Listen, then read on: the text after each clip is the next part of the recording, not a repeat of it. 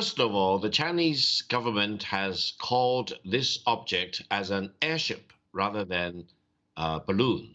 Secondly, it is said to be a civilian airship getting out of control due to force majeure and drifted into the United States. China already expressed the regret for this incident and asked the United States to cooperate fully to return the debris which was caused by the shooting down of this airship by the U.S. Military. So the fact that the Americans shot down what they say was a spy balloon and what you say was in fact a civilian airship, does that not amount to some kind of act of aggression or act of war, shooting it down? China actually expressed indignation that the United States went to the extreme of shooting down this civilian airship or balloon, as the Americans called it, even after the Pentagon had called this object harmless. If China would do the same, shooting down American objects, then you are talking about huge number of incidences, because China over the years has consistently condemned the United States for violations of China's sovereignty.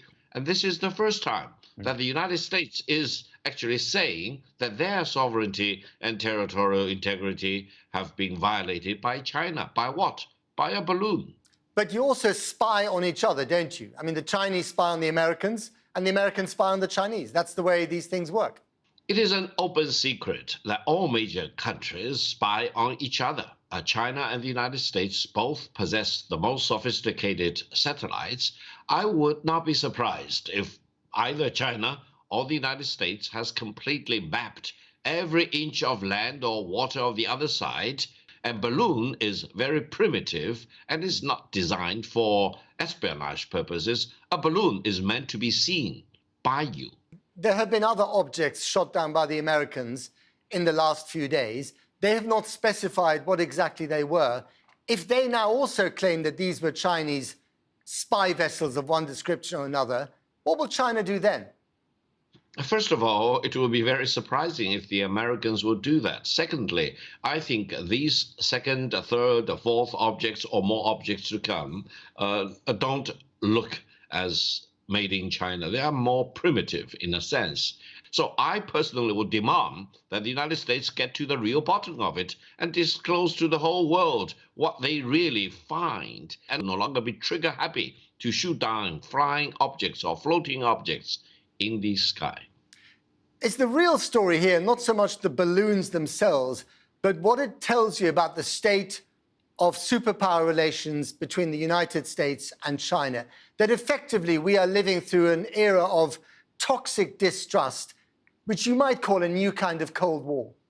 I don't think so. I think if a Cold War really is prevailing in the world, especially between China and the United States, then mankind will be cursed.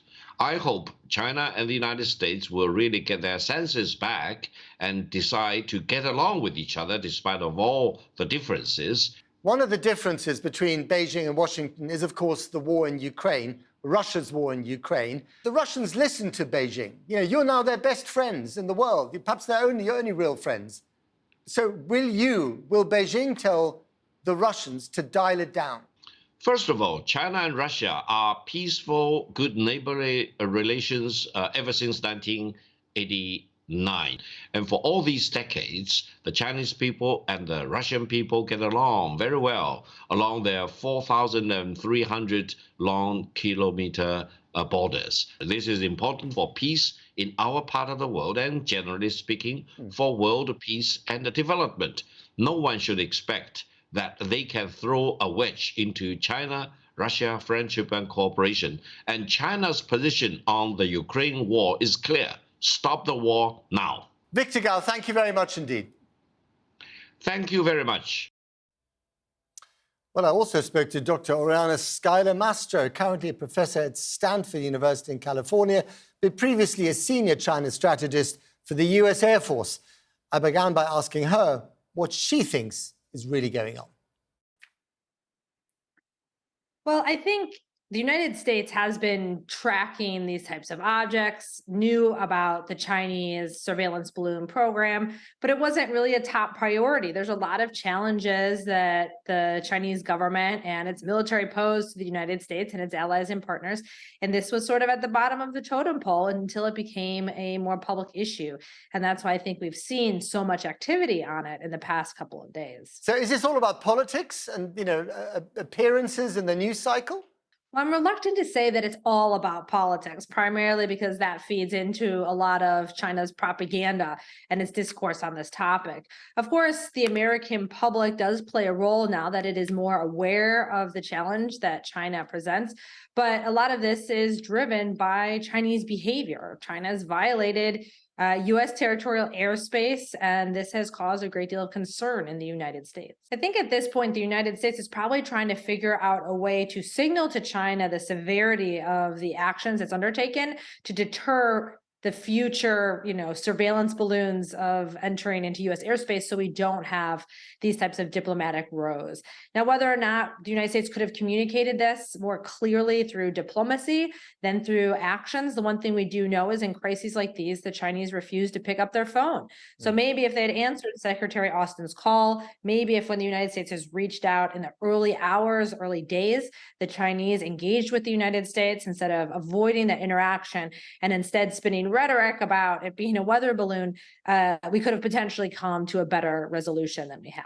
Just trying to get away from the balloons for a moment. Do you think there is a danger that the relationship between China and America will continue to escalate, get more sour, and could eventually, maybe over Taiwan or something else, end up as a real military conflict?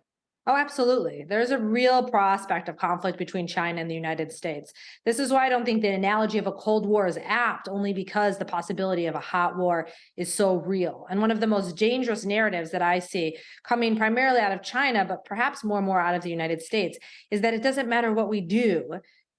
These two countries are destined for conflict. China believes it doesn't matter how they act, the United States will find them threatening. Some in the US system feel that because of the nature of the Chinese system, there is no deterring China.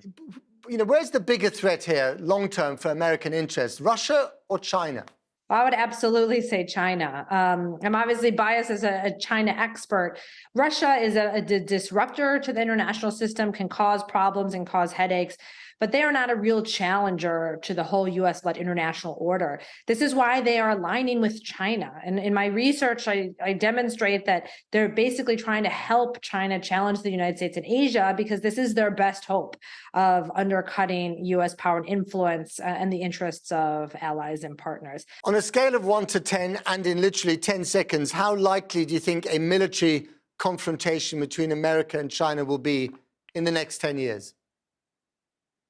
The United States doesn't get enough military assets in the vicinity of Taiwan to stop a fait accompli. I put that at 60%. That's a lot. That is a lot. So we better get moving. Dr. Oriana Schuyler-Mastro, thank you very much. Thank you for having me.